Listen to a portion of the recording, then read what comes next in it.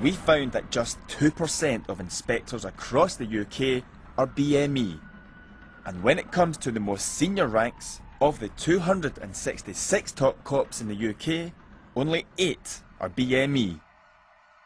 Under freedom of information, we've also discovered there are major failings when it comes to recruiting for highly prized specialist posts. 47 of the 53 forces responded, and out of 2,755 firearms officers, only 50 are BME.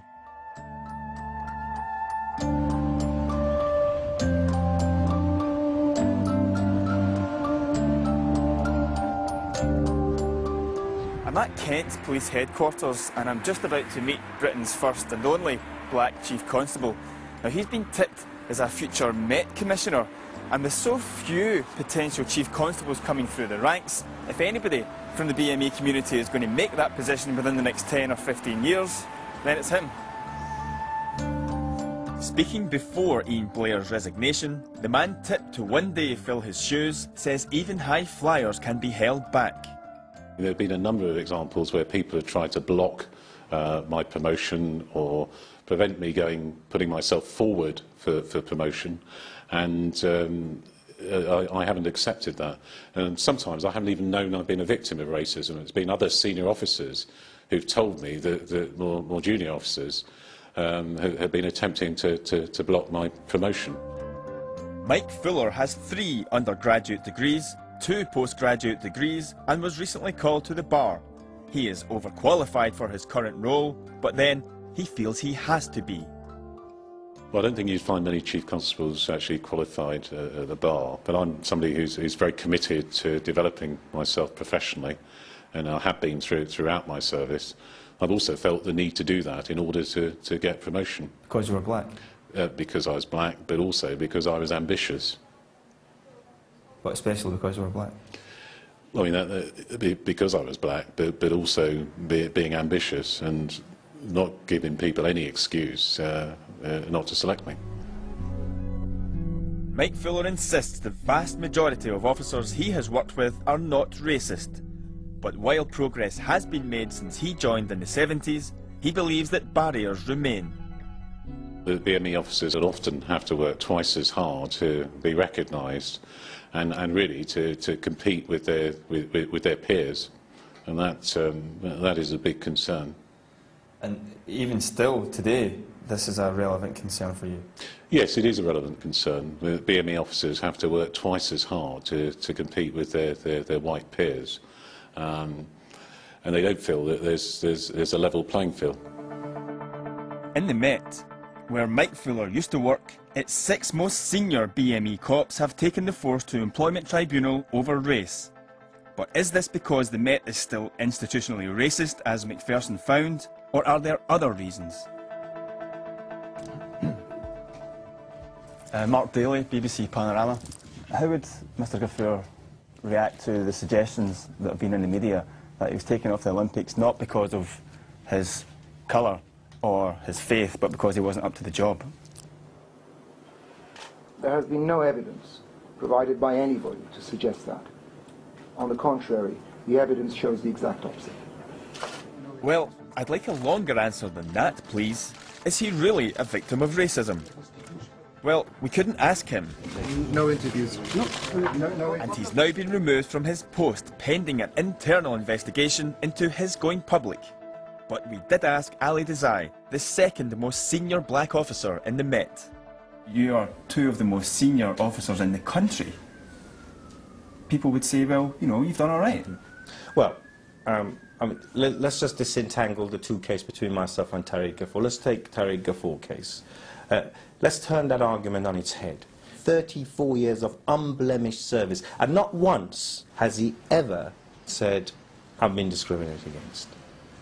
When he gets up and says, I am subject of race discrimination, I think all the credentials help people to stand up and say, that's an extraordinary allegation to make, and therefore there must be some substance to it. Since this interview, Ali Desai has also been suspended over allegations of misconduct, which he denies. It's not the first time he's faced such charges. In 2003, a 2-year-long investigation into Desai, codenamed Helios, dramatically failed at the Old Bailey. His supporters claim this latest inquiry and the decision to suspend him proves black officers are treated differently. They point to the fact that when Ian Blair was under investigation over the awarding of a £3 million contract to a friend, he wasn't suspended. This is a hostile environment for a person of colour to join. That's a reality. Whether the Met has unfairly targeted these senior officers is yet to be established. But what we do know is that there is a steady stream of grassroots BME staff taking the force to tribunal. Panorama has discovered the Met has paid more than £1 million in out-of-court settlements to at least 88 BME officers and staff in the past 5 years.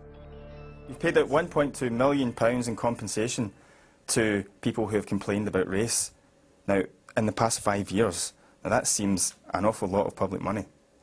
Doesn't that signify a problem? You know, in terms of employment tribunals, we have a very low rate of employment tribunals in London. Against the Met. We've only had 5 in the last 5 years where an element of that employment tribunal was race proven against us, and that in fact that in an organisation with some 55,000 people is extremely impressive. We're really proud of that. The Met has come a huge distance in the last 10 years. The Met is in a uniquely difficult position. It polices by far the most diverse part of the UK. It spent £194 million on diversity-related projects last year. And these days, around a third of its community support officers are BME, along with a quarter of its annual recruitment of full officers. But across the UK, there is still a major problem at senior level. There is a real problem of officers in senior ranks coming through, and it begs the question as to where are the sort of black and Asian chief constables of the future. I think it really is a sorry state at the moment, and something that the service needs to address immediately. A phrase that we hear time and time again from BME officers is that they need to work twice as hard to be recognised at the same level as their white colleagues. Is that something you recognise? Well, I do recognise it as being said, and I've heard my black and minority ethnic colleagues say the same thing. I've also heard a lot of women say the same thing. And I think we acknowledge that there's an essence of truth to that, because actually, culturally, we sometimes find that there is this baggage in the organisation that looks at people who are different and actually looks at the way in which they work in a different way. And sometimes they find it hard to make their mark. They do feel as though they're impeded because of their colour, and I've said this in this interview earlier.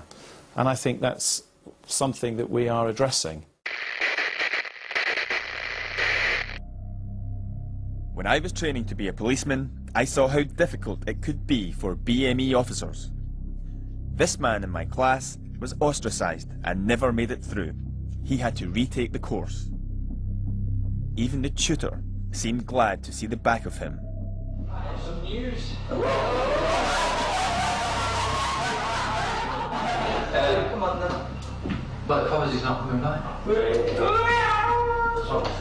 been told not to try and look too happy because somebody in the class might be acquiescing. He's actually not coming back, as in he's leaving the police service altogether. Back course. He's getting back course. Back course 5 weeks. Today's more diverse intake suggests this should be a thing of the past. Happily, we know my classmate is still a serving police constable today. But BME officers have been telling us that once in the force, they are victimised in a different way. So under freedom of information, we asked every force in the country about their internal investigations. And now Panorama can reveal that across the UK, if you are black or minority ethnic, you are much more likely to be investigated by your own force than if you're white.